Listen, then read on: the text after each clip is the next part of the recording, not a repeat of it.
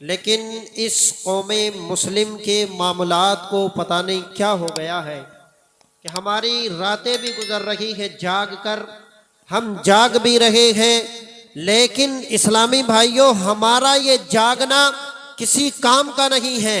हमने इन रातों को भी फैशन बना लिया है। हमारी ये रातें भी सिर्फ और सिर्फ तफरी के लिए हो गई हैं।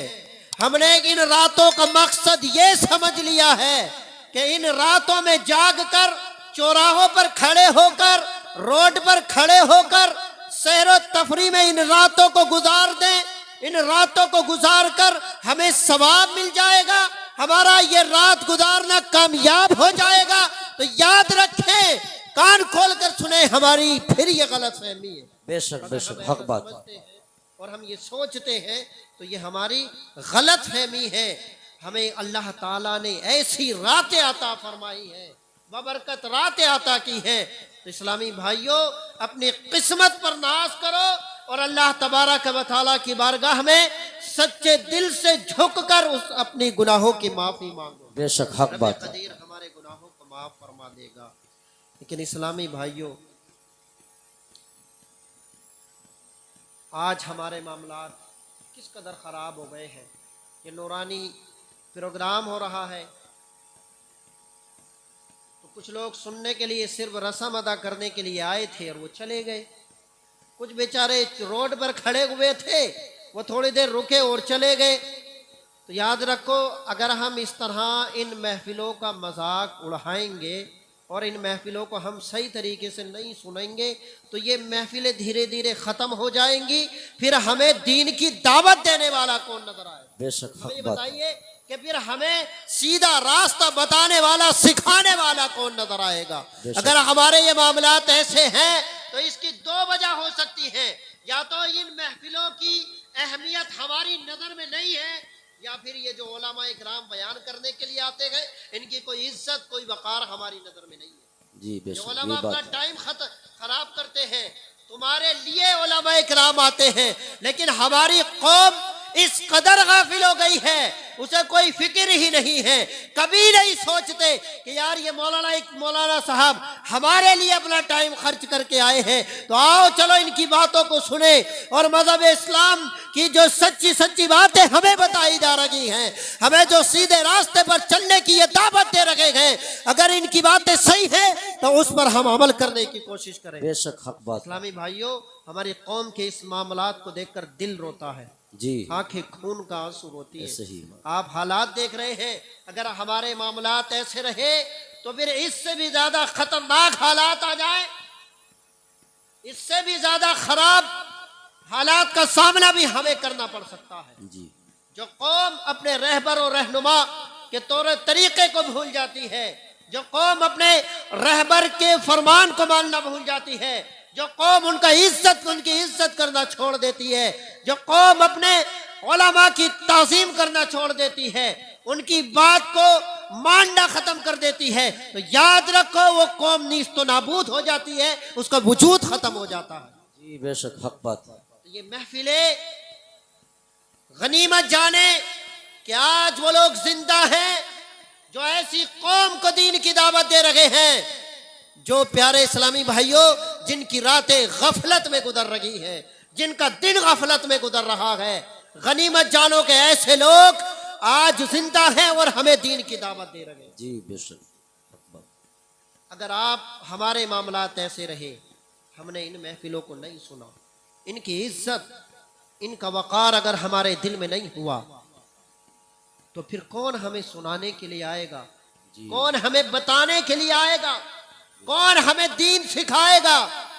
कौन हमें सीधे रास्ते पर चलना सिखाएगा? बेशक बेशक हक तो बात। आज प्यारे इस्लामी भाइयों, हमें दीन बताने वाले भी मौजूद हैं, हमें दीन पर चलाने वाले भी मौजूद हैं, तो अल्लाह का शुक्र अदा करें। जी बेशक गनीमत जानो इस वक्त को, वरना इससे खराब भी हालात हमारे साथ हो जाएं तो कुछ कहा नहीं जा सकता। हुजूर ताजदार मदीना सल्लल्लाहु अलैहि वसल्लम की जिंदगी का अगर हम मुताला करें, सुने उलमा इकराम से हमें फुर्सत ही नहीं है। अगर हम उलमा इकराम से हुजूर सल्लल्लाहु अलैहि वसल्लम की मुक़द्दस जिंदगी के बारे में सुने, आपकी सीरत के बारे में सुने, आपके अखलाक व किरदार कैसे थे उसके बारे में सुने, तो मैं कह सकता हूं जिम्मेदारी से कि इस्लामी भाइयों हमारी जिंदगी में इनकलाब बर्पा हो जाएगा, बेशक हमारी जिंदगी में तब्दीली आ जाएगी। फिर हमारी जिंदगी जो आज गाफिलाना अखयार के तरीके पर गुजर रही है, फिर इंशाअल्लाह ताला अगर हमने अपने आका की सीरत को सुना, उलमा इकराम से सुना, पढ़ा और उस पर अमल किया, तो हमारी ये गाफिलाना जिंदगी नहीं गुजरेगी, बल्कि हमें अल्लाह तबारक व तआला दुनिया में भी इज्जत अता फरमा देगा। और जब हम इस दुनिया को छोड़ कर जाएंगे, अलविदा कह देंगे, तो ताजदार मदीना सल्लल्लाहु तआला अलैहि वसल्लम भी मैदान महशर में हमें सीने से लगाकर अल्लाह की बारगाह में हमारी शिफाअत करवा दे। क्या बात है, क्या बात है, बेशक हक बात है। भाइयों, अगर हमने अपने आका की जिंदगी पढ़ी होती, बेशक हुजूर की जिंदगी का मुताला किया होता, उलमा इकराम से सुना होता, तो आज जो हम हालात का रोना रो रहे हैं, आज जो हमारे साथ ये मामलात हो रहे हैं, जिम्मेदारी से अर्ज कर रहा हूं, फिर ऐसे मामलात हमारे साथ नहीं हो, क्योंकि मेरे आका ने हमें बोलने का तरीका बताया, हुजूर ने हमें दूसरों के साथ किस तरह मामलात करने हैं वो तरीका मेरे आका ने बताया। आका ने जिंदगी गुजारने का तरीका बताया, आका ने हमें अच्छे अखलाक दिए, हुजूर ने हमें अच्छे किरदार दिए, हुजूर ने हमें अच्छे अफआल दिए, हुजूर ने हमें अच्छी सीरत दी, मेरे आका ने हमें अच्छा तरीका बताया। लेकिन हमने जब पढ़ा नहीं, सुना नहीं, उस पर अमल नहीं किया, तो फिर हमारा तौर तरीका अगयार की तरह हो गया। ये तो हमें मालूम है कि हम मुसलमान हैं, ये तो हम अच्छी तरह जानते हैं कि हम मुसलमान हैं।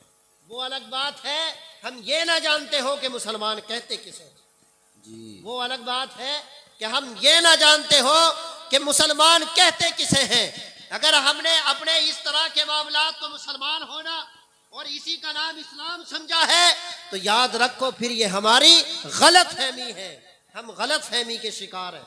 ना इसका नाम इस्लाम है, ना ऐसे कौलो फेल पर चलने वाले को मुसलमान सही माना में कहा जा सकता जी। बेशक जिसके कौलो फेल अगयार के जैसे हो, जिसकी सीरत अगयार की जैसी हो, जिसके अखलाक गैरों के जैसे हो, याद रखो कभी वो सच्चा मुसलमान हो ही नहीं सकता। बेशक हक बात। अल्लाह ने हमें इस दुनिया में मुसलमान बनाकर पैदा फरमाया, रब का करोड़ों एहसान है, उस जात का हम जितना भी शुक्र अदा करना चाहें, तो प्यारे इस्लामी भाइयों, शुक्र हम इसका भी अदा नहीं कर सकते कि अल्लाह तबारक व तआला ने हमें इस दुनिया में मुसलमान बनाया और मुसलमान बनाने के साथ साथ ताजदार मदीना सल्लल्लाहु अलैहि वसल्लम की उम्मत में पैदा फरमाया। बेशक हक बात, हक बात।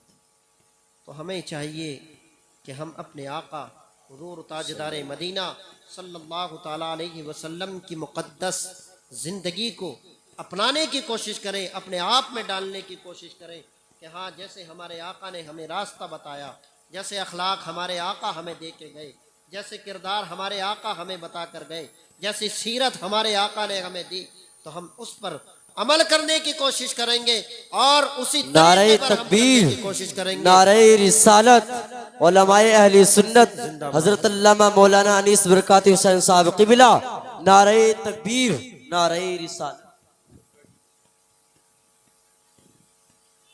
आप देख रहे हैं खतीबुल हिंद हजरत अल्लामा मौलाना अनीस अहमद बरकाती साहब क़िबला भी तशरीफ ला चुके हैं। वक्त भी काफ़ी हो चुका है। इस्लामी भाइयों, तकरीर का मौजू कुछ और था लेकिन टाइम नहीं, तो मैंने सोचा कि थोड़ी देर इसी पर ही गुफ्तगू कर ली जाए जी। इस्लामी भाइयों, तो इंशाअल्लाह ताला आइंदा वक्त मिला तो मैं कुछ और अर्ज़ व मारूज़ करने की कोशिश करूँगा। मेरे बोलने में अगर किसी तरह से कोई खामी हो गई हो तो मैं रब क़दीर से दुआ करता हूँ कि मौला तबारक व तआला गलती को माफ़ फरमाए और सही पर अमल की तौफ़ीक़ अता फरमाए।